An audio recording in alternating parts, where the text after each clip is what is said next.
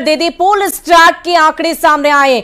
106 116 सीटों के बीच में बीजेपी का आंकड़ा हो सकता है। इसके अलावा कांग्रेस की बात कर लें 111 से लेकर 121 तक और अन्य को 6 सीटें बार बार नजर आ रही है। तो ये देखिए ये आंकड़े अलग अलग एजेंसियों की तरफ से जो सामने आ रहे हैं उसमें कहीं ना कहीं कांग्रेस हर दफा आगे ही नजर आ रही है और बीजेपी पीछे। लेकिन ये आंकड़े कितने सटीक हैं इसकी जानकारी उस दिन आएगी। 3 दिसंबर की तारीख है जिस दिन रिजल्ट की घोषणा की जाएगी। लेकिन उससे पहले ये आंकड़े जो लगातार हम आप तक पहुंचा रहे हैं ये पूरी तरीके से सटीक है। और देखिए कांग्रेस को 121 से लेकर 111 के बीच में सीटें मिल सकती है, बीजेपी को 106 से लेकर 116 सीट और इसके अलावा अन्य को 0 से लेकर 6 सीट मिलने का अनुमान है। तो यह अनुमान लगातार हम आप तक पहुंचा रहे। पोल स्टार्ट का एग्जिट पोल है और पोल स्टार्ट के एग्जिट पोल क्या कुछ कहते हैं, मध्य प्रदेश में किसकी सरकार का अनुमान है, ये पूरे आंकड़े हम आप तक पहुंचा रहे हैं। कांग्रेस को मिल सकती है 111 से लेकर 121 सीट और इसके साथ साथ बीजेपी को मिल सकती है 106 से लेकर 116 सीटें और साथ ही साथ अन्य को 6 सीट। तो देखिए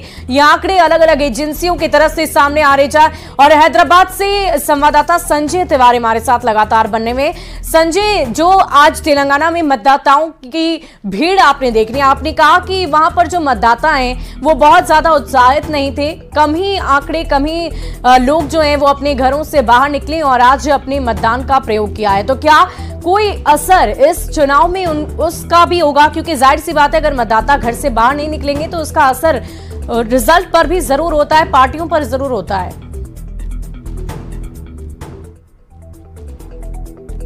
पूरे तेलंगाना की बात नहीं, हैदराबाद शहर की बात कर रहा हूँ। और शहरी जो मतदाता है वो चाहे दिल्ली हो चाहे मुंबई हो, शहरी मतदाता थोड़ा सा हमने पिछले कुछ सालों में देखा है कि उनका रुझान वोटिंग की जगह वो जो जिस दिन मतदान होता है उस दिन वो कहीं घूमने चले जाते हैं, वो उसको छुट्टी के दिन की तरह एंजॉय करते हैं। तो हैदराबाद में पोलिंग कम हुई है, जितना एक्सपेक्टेड था उतने नहीं हुई, लेकिन रूरल एरियाज में बहुत अच्छी पोलिंग हुई है। और ये आंकड़ा लास्ट टाइम लगभग 75% वोटिंग हुई थी, इस बार भी उस आंकड़े को छू जाएगा ऐसा माना जा रहा है, क्योंकि कई इलाकों से 3 बजे तक 65% तक पोलिंग की हमको खबरें आई थी। तो इसका मतलब है कि जब आखिरी के 2 घंटे में जो पोलिंग हुई होगी तो उन इलाकों में हो सकता है वो 75 के ऊपर चला गया हो। इन ऑल एवरेज 75% का अनुमान लगाया जा रहा है। अभी आंकड़े आना बाकी है ईसीआई की तरफ से। संजय, इस बार अगर हम तेलंगाना राज्य की बात करें तो कौन कौन से ऐसे मुद्दे थे, कौन कौन सी ऐसी योजनाएं थी, किन मुद्दों को लेकर जनता इस बार अपने घर से बाहर निकली होगी और मतदान किया है? देखिए पूरा चुनाव जो है वो भ्रष्टाचार, परिवारवाद और बेरोजगारी, ये 3 चीज शब्द है इनके आसपास घूमता रहा। बीजेपी ने जैसे ही इसमें तुष्टीकरण का जो एलिमेंट है वो उसमें ऐड कर दिया। सबसे लेकिन खास बात ये रही, मैं आपको बताऊं कि फ्रीबीज जो है, जो मुफ्त में बांटने, रेवड़ी बांटने की बात है, वो तीनों पार्टियों ने खुलकर की। बीआरएस ने जैसे होड़ मची हुई थी, किसी ने कहा कि हम 500 रुपए का सिलेंडर देंगे तो दूसरे ने कहा हम 400 का देंगे, किसी ने कहा हम किसानों को हर साल जो है वो आर्थिक मदद के तौर पर 15,000 देंगे तो दूसरी पार्टी ने कहा हम 16,000 दे देंगे। तो इस तरह से होड़ मची रही। कांग्रेस ने और इसी बीच हम आपको रोकना चाहेंगे संजय, मां एग्जिट का महाअनुमान इस वक्त अपने दर्शकों को बताएं। बीजेपी को मिल सकती है 111 सीट, कांग्रेस को मिल सकती है 111 सीट। तो ये आंकड़े इस वक्त सामने आ रहे हैं। अन्य को मिल सकती है 3 सीट, तो अन्य को 3 सीटें मिल सकती हैं। आंकड़े एमपी में बीजेपी की सरकार बन सकती है, ये दूसरे आंकड़े इस वक्त सामने आ रहे हैं। मां एग्जिट पोल में महाअनुमान इस वक्त हम आपको दिखा रहे हैं। और देखिए सी वोटर का एग्जिट पोल क्या कुछ कहता है, सी वोटर का एग्जिट पोल क्या कह रहा है वो आंकड़े दिखा रहे हैं। छत्तीसगढ़ में कांटे की टक्कर, तो ये देखिए छत्तीसगढ़ के आंकड़े भी आपको बताएं। कांग्रेस को मिल सकती है 41 से लेकर 53 सीट और इसके साथ साथ बीजेपी को मिल सकती है 36 से लेकर 48 सीट। तो अलग अलग एजेंसियों के अलग अलग आंकड़े, अन्य को 0 से लेकर 4 सीट मिलने का अनुमान है। तो ये आंकड़े सब कुछ बयां कर रहे हैं, लेकिन 3 दिसंबर की तारीख होगी जिस दिन रिजल्ट की घोषणा होगी और रिजल्ट में जीत किसकी होगी ये देखने वाली बात होगी। लेकिन एग्जिट पोल के आंकड़े क्या कह रहे हैं वो आंकड़े इस वक्त आपकी टीवी स्क्रीन पर है। कांग्रेस को 41 से लेकर 53 सीट मिल सकती है, बीजेपी को 36 से लेकर 48 सीट मिल सकती है। सी वोटर के आंकड़े हैं जो इस वक्त आपकी टीवी स्क्रीन पर है। अन्य को 0 से लेकर 4 के बीच में ये सीट मिल सकती है। तो सी वोटर का एग्जिट पोल छत्तीसगढ़ राज्य का क्या कुछ है वो हम आपको बता रहे हैं। और देखिए, जयपुर से संवाददाता अरबाज अहमद लगातार हमारे साथ बने हुए।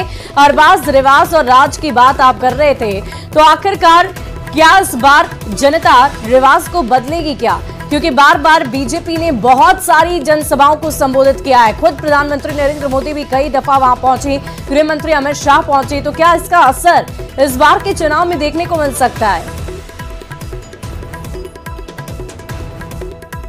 गहलोत यहाँ पर कैंपेनिंग कर रहे थे कांग्रेस की तरफ से, और यहाँ पर बीजेपी की तरफ से प्रधानमंत्री ने बाकायदा पूरे राजस्थान का एक एक कोना जो है, आप चाहे उदयपुर अंचल की बात करें, चाहे सरहदी इलाकों की बात करें, चाहे आप कोटा हाड़ौती की बात करें, भरतपुर की तरफ की बात करें, या फिर राजधानी जयपुर की उस चारदीवारी इलाके की बात करें जहां पर जो है सबसे ज्यादा और सबसे पुराने वोटर्स बसते हैं।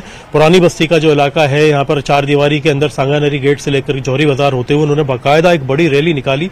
अमित शाह नॉन स्टॉप लगे हुए थे, इनकी जो केंद्रीय कैबिनेट की टीम के जो राजस्थान के कद्दावर मंत्री हैं सभी लगे हुए थे, उसमें चाहे भूपेंद्र यादव हैं, चाहे गजेंद्र सिंह शेखावत हैं, चाहे अर्जुन राम मेघवाल हैं। ये तमाम लोगों ने बाकायदा इस चुनाव को बहुत मजबूती से तैयारी के साथ में लिया था, क्योंकि जो लोकसभा में सदस्य हैं, यहाँ पर सांसद हैं, वो बाकायदा चुनावी मैदान में हैं। दिया कुमारी जयपुर से चुनाव लड़ रही हैं, राजवर्धन सिंह राठौड़ जो कि पहले कैबिनेट मिनिस्टर थे, वो झोटवाड़ा सीट से जयपुर से चुनाव लड़ रहे हैं। जो बालकनाथ हैं जो कि अलवर से सांसद हैं, वो बाकायदा तिजारा सीट पर चुनाव लड़ रहे हैं। तो बहुत कुछ दांव पर लगा हुआ है, बहुत मेहनत है, बहुत स्ट्रेटेजी है।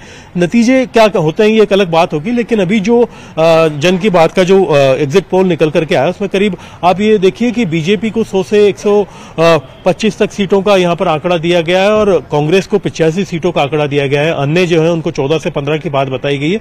लेकिन जो सारे नतीजे होंगे वो कहीं ना कहीं युवा और महिलाओं के रुझान के ऊपर होंगे कि उनका मत किस तरफ जाता है। और उनका जो मत प्रतिशत है वो हमने देखा है कि ग्रास रूट लेवल पर बहुत तेजी से बढ़ा है। करीब 22 लाख जो नौजवान पहली बार मतदान करने वाले हैं वो इस बार जुड़े हैं, और महिलाओं के ग्राफ में भी काफी इजाफा हुआ है। और 2018 से तुलना की जाए तो 4 करोड़ 77 लाख मतदाता थे, इस बार 4 करोड़ 29 लाख हो गए। हालांकि एक विधानसभा सीट ऐसी थी जिसपे कांग्रेस के जो एमएलए थे करंट, वो चुनाव भी लड़ रहे थे, उनकी डेथ हो गई। इस वजह से 199 सीटों पर इलेक्शन हुआ और उनकी जो काउंटिंग है वो बाकायदा राजस्थान के अंदर 36 सेंटर बनाए गए, 30 अलग अलग जिलों में। जयपुर के अंदर जो है 2 सेंटर बनाए गए, जोधपुर बड़ा शहर है वहां पर 2 जिले सेंटर बनाए गए। तो इस तरह से करीब 4200 से ज्यादा जो काउंटिंग टेबल होगी उनके ऊपर उनके भविष्य का खुलासा होगा। इस बार जो बैलेट पत्र है, क्योंकि एक नवाचार यहाँ पर राजस्थान में इलेक्शन डिपार्टमेंट निर्वाचन आयोग ने किया था, और वो ये था कि जो बुजुर्ग हैं 80 साल से ज्यादा के हैं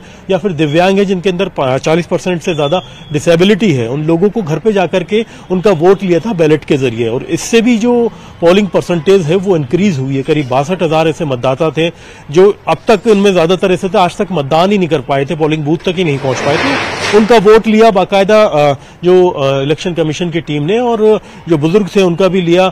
आर्मी के भी जो बैलेट्स हैं वो यहाँ पर आए, सर्विस वोटर्स आए, एसेंशियल सर्विसेज के जो आए हैं।